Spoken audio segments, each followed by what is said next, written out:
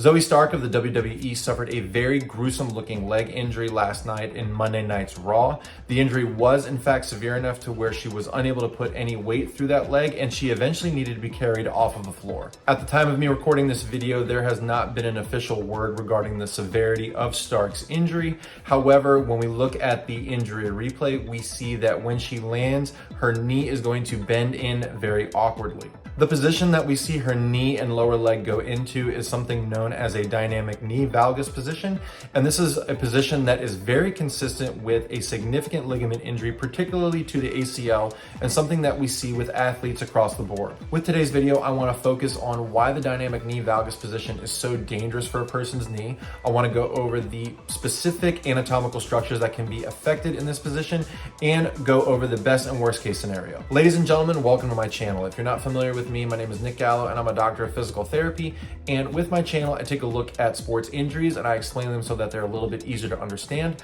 I will also go over the relevant anatomy for that particular injury, as well as what that person should expect when coming to rehab. If you enjoy this sort of content and you want to see more of it, please hit that thumbs up and subscribe to the channel, because I will be making more of these videos in the future regarding sports injuries, rehabilitation, and other physical therapy related content.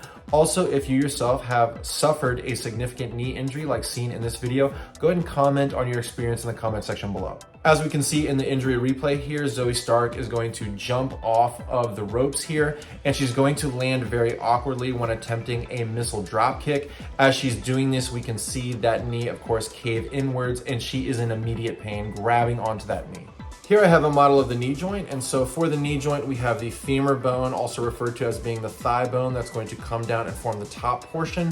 Then on the bottom here we have the tibia, also referred to as the shin bone, that's going to come up and form the bottom piece. And also laterally here we also have the fibula bone.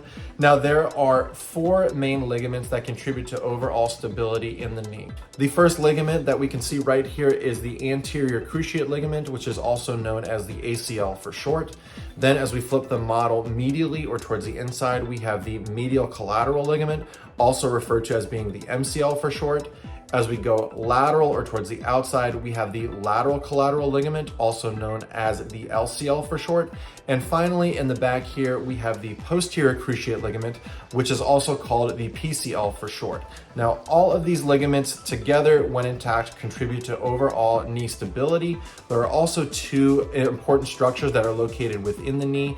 They are the medial and lateral meniscus. Now, these structures often act as shock absorbers between the femur and tibia bones. There are a few functions of the ACL. The first one is that the ACL is going to prevent a motion known as anterior slipping or anterior translation of the tibia. So basically you can see here on this model that as I try to bring that tibia forward, and as I do it from the side here, you see that that is that anterior slipping that I'm talking about. As I'm doing this, that ACL is going to check that motion.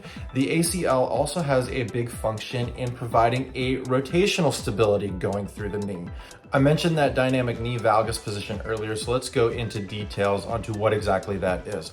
When we're talking about a valgus force, we're talking about a force that is coming laterally to medially, and it's going to do something just like this. So you see here that as I just do a valgus force, that's going to stress all of the structures that are located medially, specifically the MCL. However, when we're talking about a dynamic knee valgus position, there is a lot more happening than just that valgus force. What's happening in this case is we're going to see the knee cave inwards, the femur is going to internally rotate, and as this is happening, the lower leg is going to externally rotate. And as I'm doing this, this is also providing a severe rotational force going through the knee, particularly when it's caving in, and this is going to put a lot of force and strain going through the ACL. We see a dynamic knee valgus force happen a lot of times when people are going to be cutting or where they're going to be jumping or landing like we see in this case. And so anytime we see that with any type of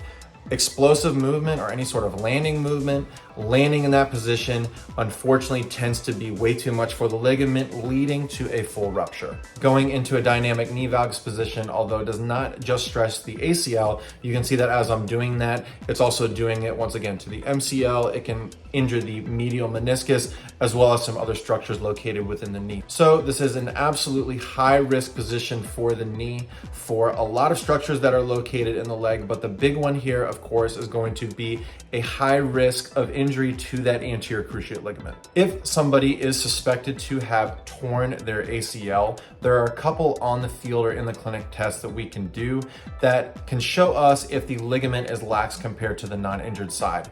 The first thing is the Lockman's test. And so what we're going to do with this is we're going to stabilize the person's thigh. And what we're going to do is we are going to pull on that person's tibia, coming forward like this, trying to mimic that anterior translation that the ACL is going to check. As we do that on the injured side, we're going to compare it to the non-injured side.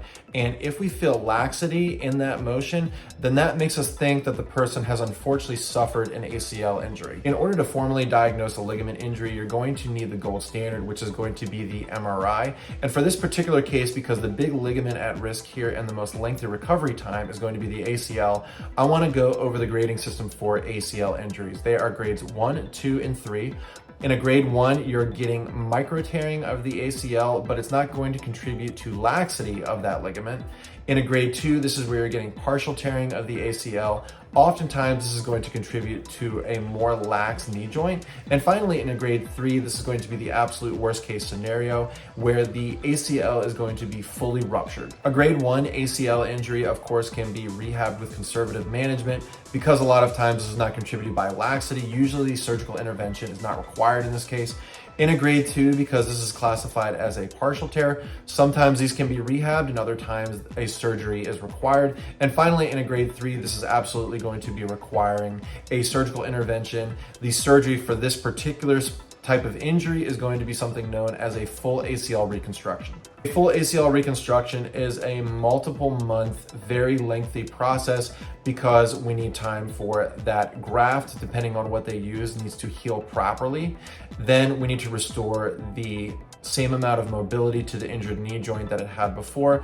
And finally, we need to work specifically on quadricep strengthening. And this can take anywhere from about 6 to 9 months, sometimes even longer, depending on the severity of the injury and how the person is presenting when they come to rehab. So as of right now, it's looking like Zoe Stark, best case scenario, we hope for one of those lower grade ligament injuries. Unfortunately, worst case scenario here is going to be a full rupture of a ligament like the ACL, which is most often injured in this position and can require a significant lengthy rehab time. So if I happen to hear any updates regarding her injury, I'll be sure to update everybody in the comment section. Also, if you happen to hear anything, please feel free to update us as well. So we wish Zoe Stark the best of luck moving forward. Unfortunately, she has suffered a very significant knee injury in the past, and we hope that in this case, this is not repeated. Thank you so much for tuning into my video today. If you enjoyed me talking about this specific injury, I'm gonna go ahead and link one of my playlists so that you can watch some of the injuries that I've talked about in the past.